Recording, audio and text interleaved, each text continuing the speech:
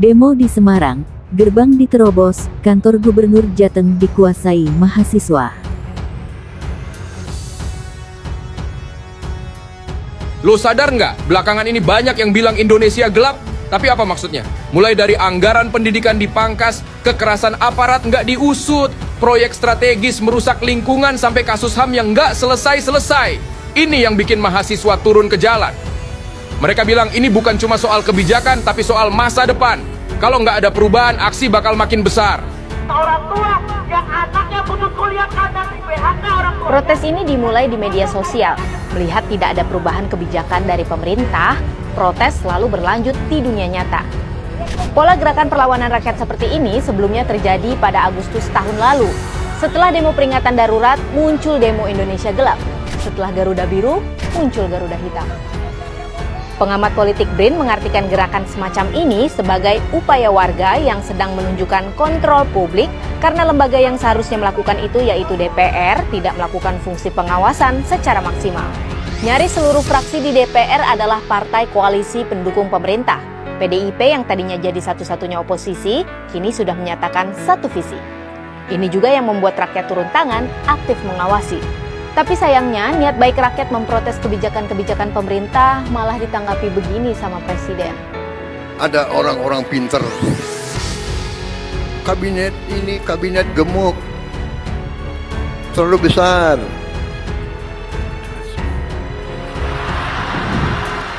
Prabowo merasa dia bisa melakukan apapun yang dia mau dengan mulus gitu.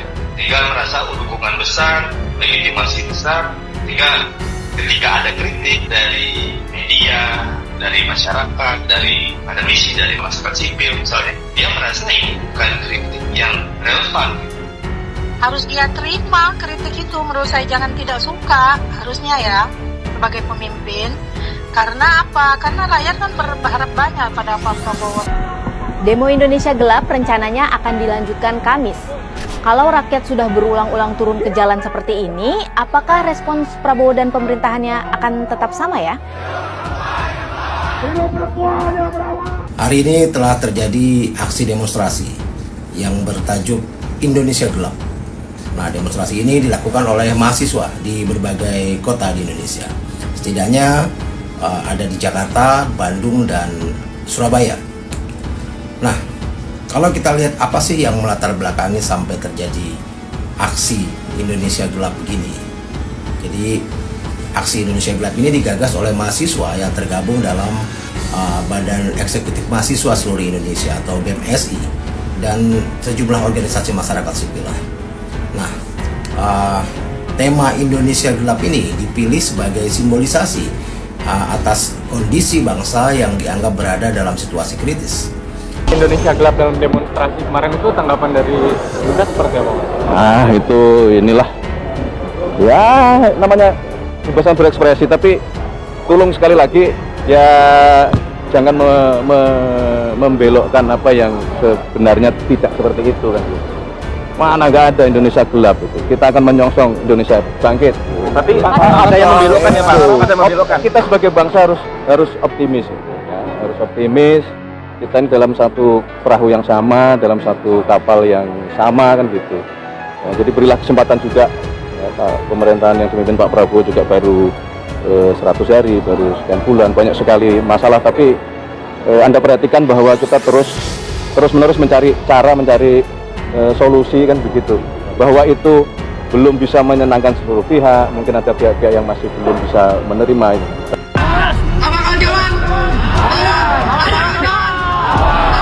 Pendidikan dipotong kawan-kawan.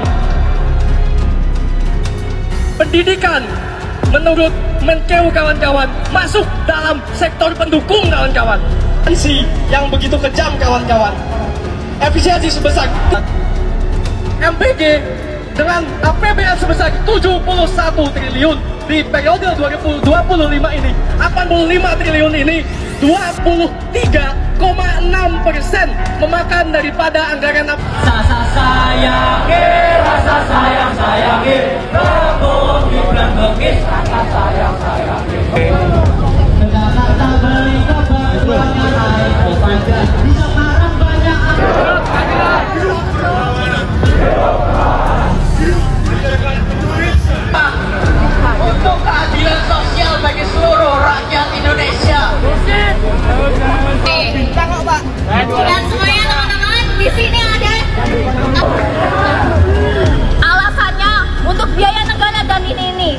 program makan gizi gratis.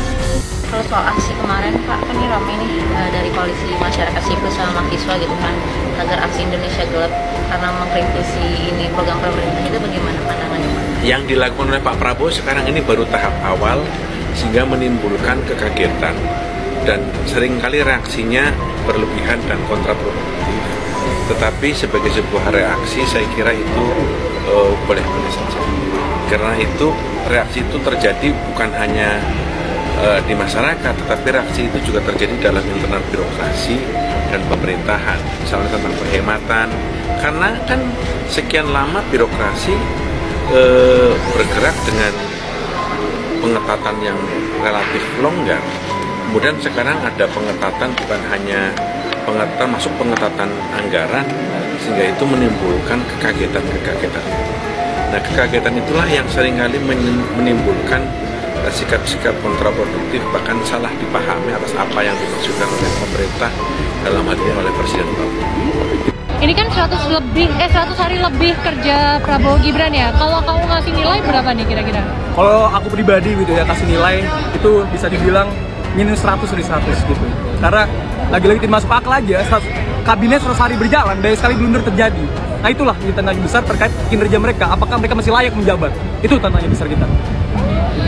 Mas, mungkin ini kan banyak yang bilang kalau mahasiswa yang kumpul sekarang ini istilahnya di backing gitu sama banyak orang. Kalau pendapat kamu gimana? Ya tentu mahasiswa merupakan salah satu fungsi, salah satu komponen dari masyarakat begitu ya, yang memang beda dari negara-negara lainnya. Kalau misal kita berkaca kepada Korea Selatan, Taiwan, mereka yang bergerak itu bukan dari mahasiswa, tapi kalau Indonesia itu mahasiswa begitu.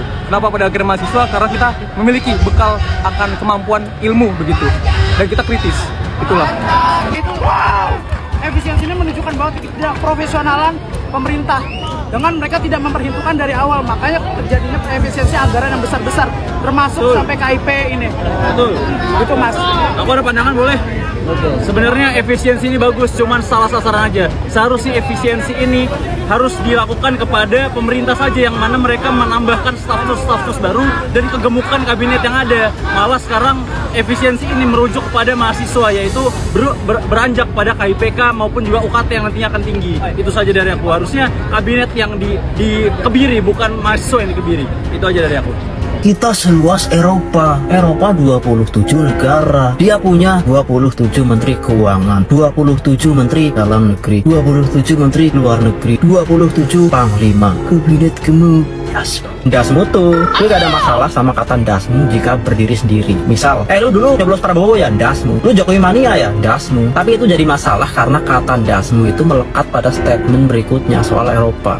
Indonesia memang negara besar dalam hal luas wilayah dan populasi, tapi tetap merupakan satu negara kesatuan dengan satu sistem pemerintahan. Sedangkan Eropa, atau yang dimaksud adalah Uni Eropa, memang terdiri dari 27 negara dengan masing-masing memiliki kedaulatan konstitusi dan struktur pemerintahan. Kalau pakai logika gitu, mau lu Indonesia jadi 38 negara, 38 menteri keuangan, 38 menteri dalam negeri, 38 menteri luar negeri, 38 panglima, 38 presiden. Mau lu dasmu. Gua kira tahta tertinggi adalah presiden, ternyata hidup Jokowi! Hidup Jokowi! Hidup Jokowi! Gue pikir di Indonesia tuh cuma ada satu presiden, tapi ternyata hidup Jokowi! Hidup Jokowi! Hidup Jokowi! Dan hari ini tentu kita melihat bagaimana efisiensi anggaran, salah satunya yang kita lihat memang berdampak pula kepada ranah-ranah pendidikan, sehingga daripada itu salah satu tuntutan. Kemudian terkait dengan kebijakan-kebijakan yang lain, salah satunya makan bergizi gratis gitu. Yang hari ini kita rasa perlu direposisi dan juga perlu diperhatikan dan juga dievaluasi kembali bagaimana apakah makan bergizi gratis ini akan berdampak dan juga memiliki nilai positif untuk rakyat Indonesia. Aliansi Mahasiswa Semarang menggugat menduduki kantor Gubernur Jawa Tengah Jateng. Ribuan mahasiswa tersebut masuk setelah melumuri gerbang kantor orang nomor 1 di Jateng memakai kotoran hewan. Massa masuk halaman sekitar pukul 17.30 waktu Indonesia Barat, setelah sejak pukul 14.30 waktu Indonesia Barat berorasi di Jalan Pahlawan Kota Semarang, Selasa, 18/2. Demonstran terdiri dari mahasiswa Universitas Diponegoro Undip, Universitas Negeri Semarang UNES Polines, Universitas Semarang USM, Universitas PGRI Semarang, dan komunitas di kota Semarang. Kita berhasil duduk di gedung tikus-tikus rakyat, kata seorang orator yang berdiri di atas mobil komando. Mereka masuk disambut ribuan aparat kepolisian yang sedang berjaga di objek vital pemerintah tersebut. Tampak, mobil water cannon disiagakan di sekitar halaman. Lihat antek-antek Mulyono, Partai Coklat sudah menyambut kita, ujarnya. Selain Presiden Prabowo Subianto, massa juga menyoroti Wakil Presiden Gibran Rakabuming Raka yang disebut melanggar konstitusi. Dia menyatakan putra mantan Presiden Joko Widodo, Jokowi, itu merupakan biang kerusuhan di media sosial medsos bernama Fufufafa. Wapresnya, Fufufafa, jangan lupa, ganyang-ganyang, Fufufafa, ganyang, Fufufafa, sekarang juga, katanya. Anggota Himpunan Mahasiswa Islam HMI Undip Semarang Nabila Zifni Syafira menyebut Jokowi yang menyatakan Prabowo overpower tidaklah benar. Kedatangannya turun ke jalan merupakan bentuk perlawanan terhadap Prabowo Subianto. Jokowi bilang enggak ada yang berani ngekritik Prabowo, nyenggol, sampah. Katanya efisiensi untuk pemangkasan anggaran, tetapi yang dipangkas anggaran pendidikan, tuturnya.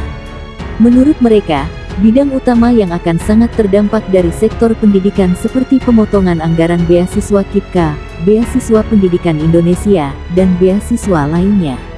Masa aksi pun saling bergantian menyampaikan orasi. Panas terik hari ini tidak mengendorkan semangat kita. Tanah, air, segala hal milik alam yang kita nikmati harus sepenuhnya milik rakyat, tidak boleh disurati oleh negara. Hidup mahasiswa, hidup rakyat Indonesia, hidup pendidikan Indonesia, tuturnya. Ribuan mahasiswa masih menduduki kantor Gubernur Jateng hingga pukul 18.30 waktu Indonesia Barat. Tampak mereka duduk melingkar sambil menyuarakan